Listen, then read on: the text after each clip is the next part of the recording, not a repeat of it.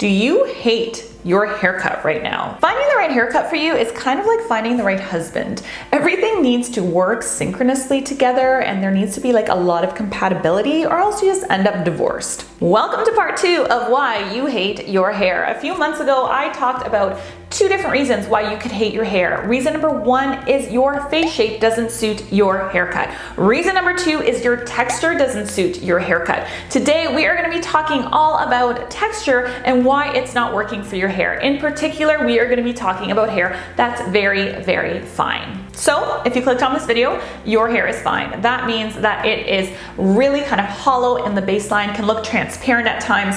Sometimes the bottom of your hair can actually even look a little bit chewed up. When it blows in the wind, you can see some of your scalp. You have fine hair, girl, and I hear you because so do I. So does that mean that you have to hate your hair forever? Does that mean that you have to spend $1 million buying extensions and have to be uncomfortable wearing extensions all the time in order to get the desired hair that you want? No, it doesn't mean that. You don't have to live a life of hair hatred because you have fine hair. Fine hair actually can be a blessing in disguise. I'm going to talk to you guys about some tips that I have when getting your haircut in order to maximize the beautifulness of your hair and actually give you the illusion that you have much thicker, denser hair to begin with. Let's start with long haircut ideas first, because there is a myth that if you have fine hair, you cannot have long hair, and that's just not true. What you have to pay attention to if you have fine hair is the perimeter of your hair, or that baseline of your hair. You want to make sure that your baseline is always really, really strong.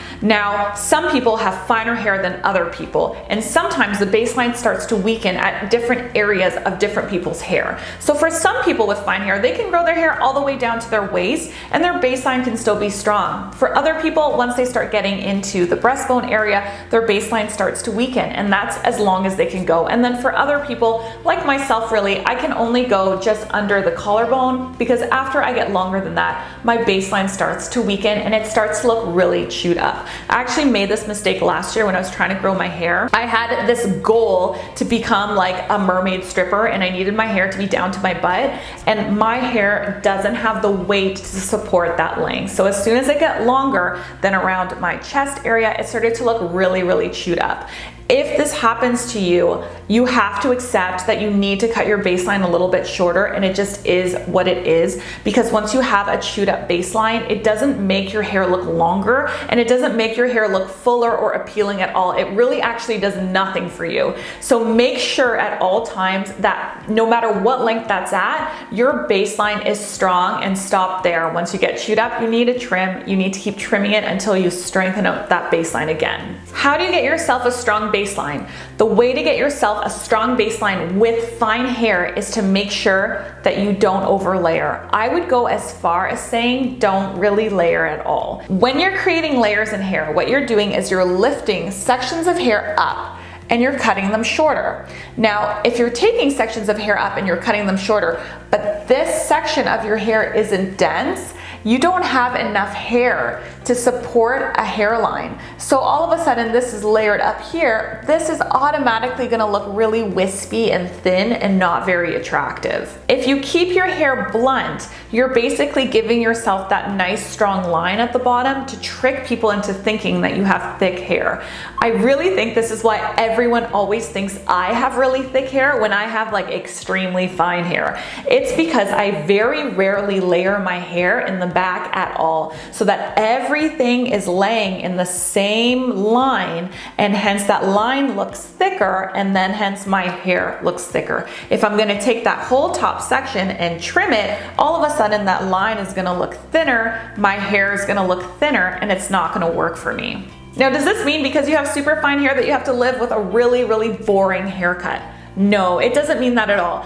Actually, if you want to get some points of interest through the hair, you can layer the front of it. Just don't layer the back of it. Don't disrupt the baseline in the back. But what you could very well do is add face framing layers. You could have a lot of movement and softness through the front. You could add a curtain fringe. You could add a full fringe. You could add side swept fringe. You could add lots of points of interest through the front. You just want to make sure to never weaken weaken the baseline when your hair is long. Another haircut that looks amazing with very fine hair is the blunt bob. Now, this doesn't even have to be a short bob, although it can be. It can be all sorts of lengths of blunt bobs. You can have a lob, which sits at the collarbone. Make sure it's nice and blunt. Again, if you want to add areas of interest through the front, you can, but you want to make sure that that back is nice and blunt. You can have a chin length blunt bob. You could have an angled blunt bob where it goes from shorter at the back to longer at the front,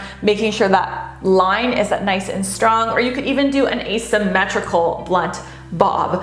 This is a great option for fine haired girls because once you start moving a little bit shorter, your hair looks thicker. The shorter your bob is and the blunter it is, the thicker your hair is going to be. I recently in the summer cut my hair into a very short blunt bob and my hair looked so full and so thick. It was actually amazing and almost mind-boggling for me. I never really realized that I had that much hair until I got that haircut and I could see how much density and how much of an illusion of density I had with that particular cut. Now, if you don't like the look of a blunt bob, but you want to have a bob with lots of crown volume, what you can actually do is get your hairdresser to layer the crown area of the bob, but keep the side really blunt. The reason for this is that you have a lot of hair follicles in the back of your hair. So if your hair is short, your baseline is nice and strong. You can add those layers in through the crown, no problem. But on the sides of your head, you don't have as many follicles because your hairline doesn't go as long. So if you look at my hair in particular, you can see that if I'm lifting up my hair,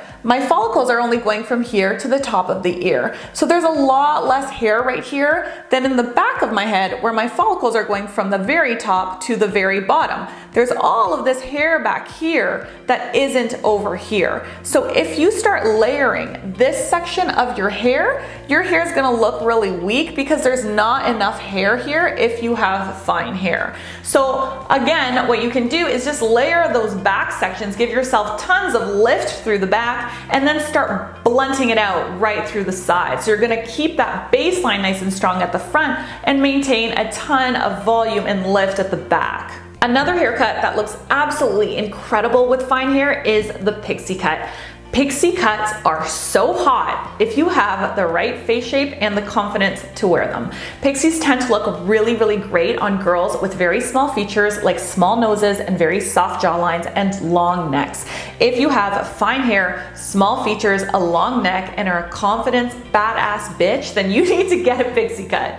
Now there's so many ways that you can wear a pixie cut. You can wear it really short and textured, but one way that tricks the eye into thinking you have really long hair is to actually do a long pixie where the entire top section of the hair actually has quite a bit of length and it's just the bottom sections that are cut really, really nice and tight. Ashley Simpson did this haircut several years back and I was absolutely obsessed. You can tell that she has really fine hair and this just really gave her the illusion of having tons of hair and worked really well with her facial features. Here are some other ideas for really modern, beautiful, sexy pixies. You can see that having that length on the top just gives the client the illusion of having loads of hair. It gives you tons of lift, gives you tons of texture, and is really easy to work with when you have fine hair that typically lays flat. Thank you guys so much for watching. If you want to know more about your face shape and how you can use these tips along with face shape tips and merge them together to create the haircut of your dreams, then definitely check out this video next. Thank you so much for watching. I will see you in a few days. Bye!